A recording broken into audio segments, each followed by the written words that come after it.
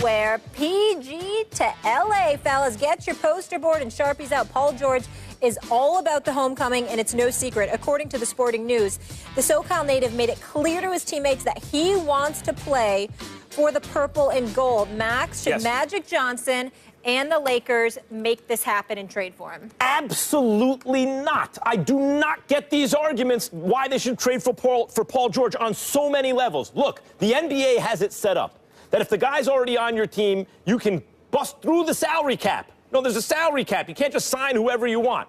And so you can put more good players around that player. Because before you pay him and bust through the cap, you can accumulate talent, right?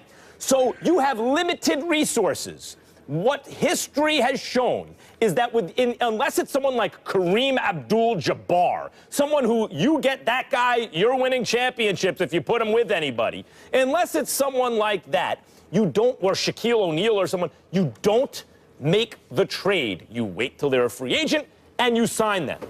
Because if you trade for them, you gut your team. You have nothing left to put around them. Well, if you get Paul George, you can get another free agent to come, a Westbrook, a Chris Paul. Is that enough? Because I just saw Westbrook play with Durant and Ibaka, and several years ago, a young James Harden, and that wasn't enough. But Paul George and some lesser player than Westbrook will be enough, and then you're capped out. You can't put anything else around him, and you've traded your young talent to get him. It doesn't make any sense. This idea that because Paul George is the best available player, you should push all your chips to the middle of the table and just grab him so you could be on some second-round treadmill because that's better than missing the playoffs. It's ill-conceived. It's an ill-conceived idea. The Lakers are interested, and Lakers fans, Stephen A., are interested in a championship. You know why? Because you can't have a dynasty until you win the first championship. They're not some run-of-the-mill organizations happy to contend for a chip. They want to rain terror down on the league with a dominant team the way Golden State or Cleveland does. You are not going to do that by limiting your resources and having Paul George as your best player. You're just not. Bad idea. Look how Carmelo Anthony turned out for the Knicks. Well, I think that is a false comparison with Carmelo Anthony, and I'll explain why in a minute. I'll also explain why I think you're wrong. But I respect where you're coming from because I understand that macro perspective. It's not something to poo-poo. It's not like, oh, my goodness, you don't know what you're talking about. You make a lot of sense. But here's why you're wrong. You're wrong for a couple of reasons in terms of the Lakers themselves. It's not just that they've been inept over the last 3 years, Max. You also have to take into consideration that before acquiring Shaquille O'Neal and ultimately not drafting Kobe Bryant, but let the Charlotte Hornets draft it, then you work out a deal where Kobe Bryant ends up coming to the Lakers on the day of the draft or what have you, and really building that franchise. If you remember, there was a moment where the Lakers were losing in the playoffs, but Jerry West, the great Jerry West, former general manager for the Lakers, had tears streaming down his face because of how touched he was by the valiant effort the team had put forth. Because in the aftermath of the Magic Johnson Showtime era, and then ultimately Magic Johnson with Mike Dunleavy and those guys as the coach and Vlade Divac as the center or what have you, there was a squad that consisted of Nick Van Exel, Eddie Jones, Eldon Campbell, and guys like that. And what happened is the Laker Nation was hyped because they saw you were tinkering towards a more prosperous future because you had been down in the dumps for a little bit. And these guys would fight and fight and fight valiantly, and everybody respected it. Yes, the Lakers are synonymous with championships, but they also know what it requires, meaning Laker Nation. And they also understand that you got to crawl before you walk, which brings us to Paul George.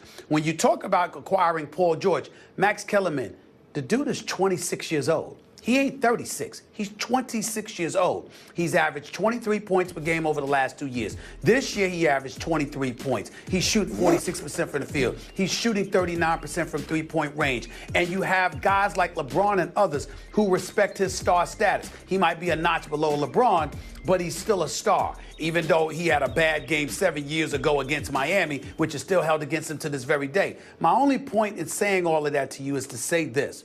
Paul George has the talent, plus he has the youth, and the combination of those two things could ingratiate somebody else towards coming back to Stephen LA A, themselves. I'm that's all for what you're that. after here. I'm all for that. If That's he what was you're a free, after. if they didn't have Dang and Mozgov's contracts on the books, those were stupid signings. I'd be all for signing Paul George because you have to give up the money. Those are some of your resources. But I don't also want to give up the players. In other words, the Lakers have stunk and they've been able to draft high, not always well, but high in the draft. And if you give that away plus pay the guy, you're hamstringing yourself. I don't like that idea at all. I agree. Paul George could be part of a championship team. Can we put it in its proper perspective? Go ahead. First of all, you're not going to have to give up everybody in order to get Paul George. Secondly, one would think you're going to do everything in your power to unload those ridiculous contracts given to Luol Deng and Timothy Mozgov, which Mitch Kupchak stupidly did to try and save his job in his career at the Lakers. But here's the question.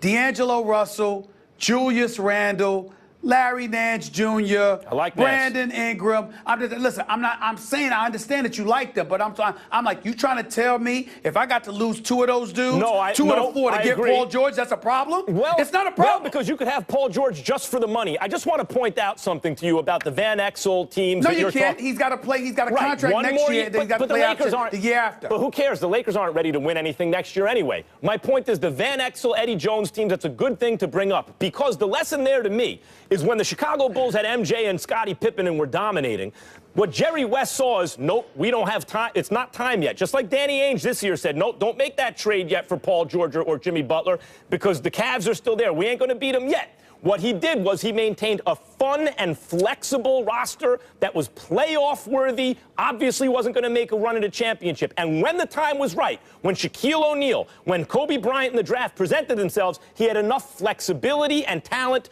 to make that work. That's what I'm saying. The Lakers should try to be good, but in the meantime, remain flexible and ready to pounce for when the actual superstar championship dynastic players present themselves. Excuse me, they ain't coming with the roster you got, and those guys ain't going to develop to the point where that will attract a superstar like that. You need a Paul George to help attract that second superstar or that penultimate or that elite superstar that you're talking about. And in terms of flexibility, we're talking about TV money. We're talking about cap space. We're talking about the elevation of the salary cap. All of those things, I'm saying all of those things come into consideration. And we're assuming, Max, again, if you move him, you have to make sure that the salaries fall within 75 to 85% of one another. So the money that you're talking about that's on the books, some of that is going to be going in order to bring Paul because you have to swap so it works. If they want to take Mozgov and Dang, if you can get Paul George. Guys, they want one prospect plus Mozgov and Dang. Take it. Gotta go, fellas.